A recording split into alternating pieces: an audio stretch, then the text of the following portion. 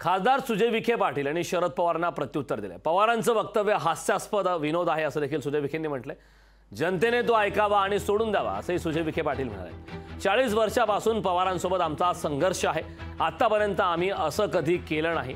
दरम्यान निलेश लंकेंना उमेदवारी मिळू नये म्हणून विखेंनी एका उद्योजकाला आपल्याकडे पाठवल्याचा गौप्यस्फोट शरद पवारांनी केला होता, त्याला सुजय विखेंनी उत्तर दिलं। हे भाषण पश्चिम महाराष्ट्रामध्ये चाललं असतं, अहिल्यानगरमध्ये हे भाषण चालू शकत नाही। 40 वर्ष ज्या व्यक्तींबरोबर आमच्या परिवाराचा संघर्ष आहे, 40 वर्ष निरोप नाही पाठवला, आज कशाला पाठवणार?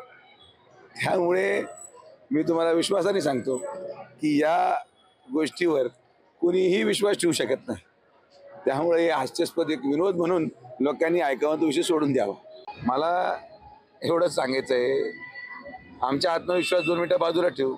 तुमच्यामध्ये आत्मविश्वास होता, मग तुमच्या पक्षात 2 आमदार होते, एक तुमचे नातू आहेत, एक माजी मंत्री आहेत, तरी सुद्धा तुम्हाला बाहेरून उमेदवार घ्यावा लागतो आणि हे 2 लोक उभे राहायला तयार झाले नाही। म्हणजे याचाच अर्थ एवढाच तुमच्याकडे आत्मविश्वास होता, तुमच्या घरचा उमेदवार दिला पाहिजे होता। लोकशाही मराठी ऐका, पहा, जागरूक रहा।